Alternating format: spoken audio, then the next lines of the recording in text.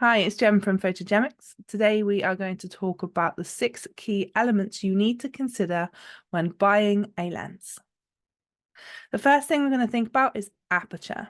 So aperture is the size of the hole within the lens. The bigger that aperture value, the more light your lens lets into the camera. And because your camera records light, the more you can let in, the better. More professional lenses start at around f2.8, which is a measure of the light that comes in through the lens. So essentially what 2.8 means is that the aperture will go wide, so it will let lots of light in. These types of lenses are usually more expensive than a lens that would say, for example, start at f4, which wouldn't let as much light in. Because it just allows you to balance your settings in a way that you get a much better quality photo.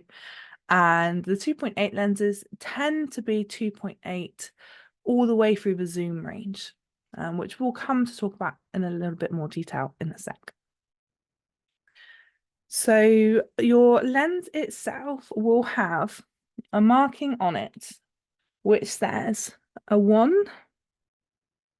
a little colon, and then 2.8, or whatever your widest aperture value is. Okay, so have a look at the slide, it shows it there as well.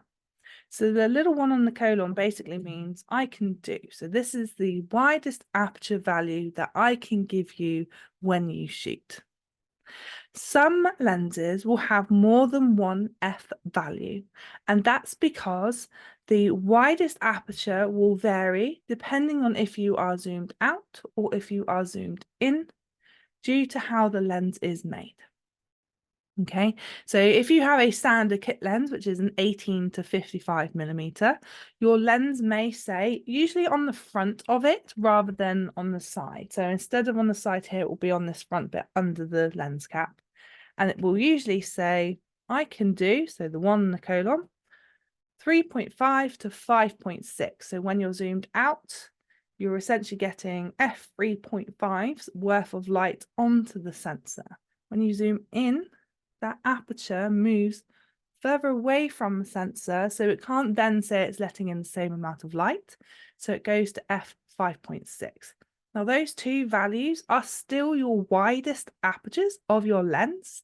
They're just the limitations of where your aperture is positioned when you zoom in or zoom out. Okay, so it's still two wide values. If you just have one value, so f2.8 is a good example, it means that no matter if you are zoomed in or out, your aperture will still stay at 2.8. And that's down to how your lens is made. It is able to do that. Now, the downside of having a 2.8 lens is it's a lot more expensive than a 18 to 55. It's something that you might want to work your way up to. Or if you could afford to buy one all-round lens, you might get a 24 to 70 2.8 and have that as a general workhorse lens. So the next thing that we're going to think about when it comes to buying a lens is the build quality. Standard kit lenses are plastic. They're not brilliantly made, but they are designed to get you into photography, get you practicing photographing the different things that you like to photograph. And then you might decide, oh, actually, I'm really into wildlife, so I'm going to look at buying a lens that's more suitable for wildlife. In that case, you might then be looking at a metal lens, which has weatherproofing built into it. So you can use that lens on location in the rain, and as long as your camera is also weatherproof or weather sealed, the combination together will allow you to carry on shooting in the rain.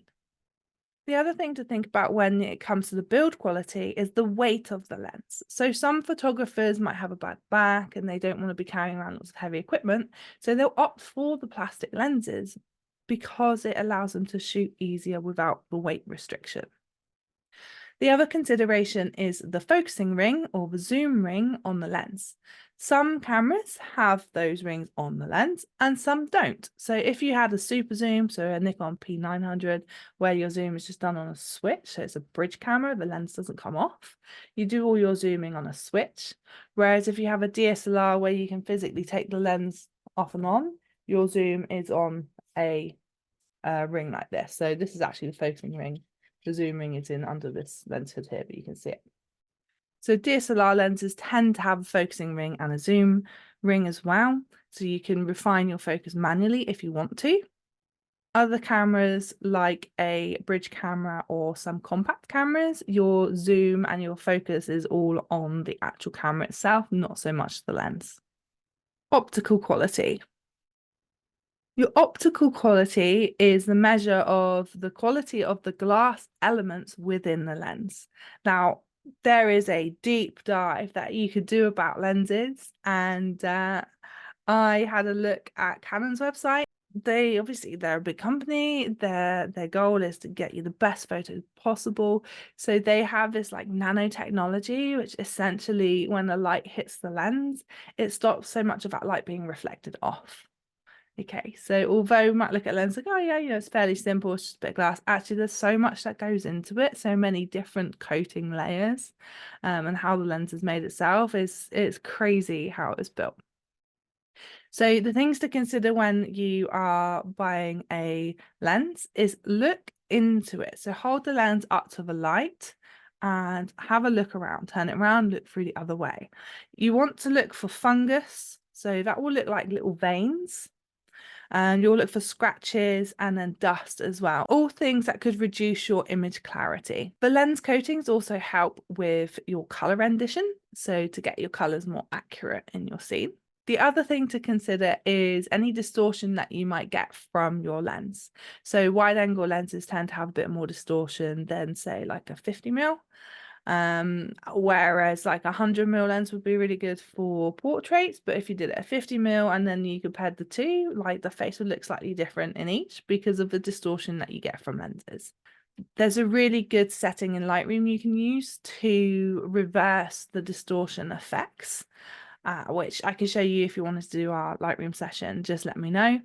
And yeah, it's really powerful. It's a really cool piece of software, and it's all saved as presets as well. And it usually just picks up through the metadata in your file what lens you were using, and you can just one click and it applies it. It's great.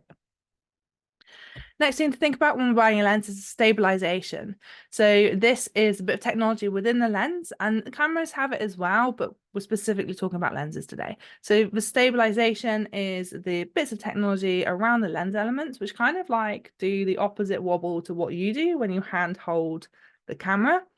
And some cameras will have a stabilization switch, which is really useful because if you're using a tripod, you need to turn the stabilization off because you're no longer going to cause camera shake, and you'll end up with a photo that isn't as sharp as it could be because your lens is always doing this, expecting you to shake. The slide shows some examples of the acronyms that I used to explain your stabilization. So there's OIS, IS, VR, OS, SS, SSI, SSS. Don't know why Sony have so many of those. So focusing systems. So this is really important, and this has changed as technology has improved over the years. And depending on which camera you have, you may be using an older or a newer method. So if you have a mirrorless camera, the focusing system has been simplified somewhat, if you could say simplified, because it's a really, really complicated thing that's happening.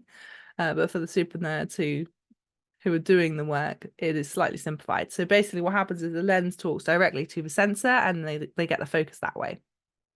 If you've got a mirrored DSLR, like I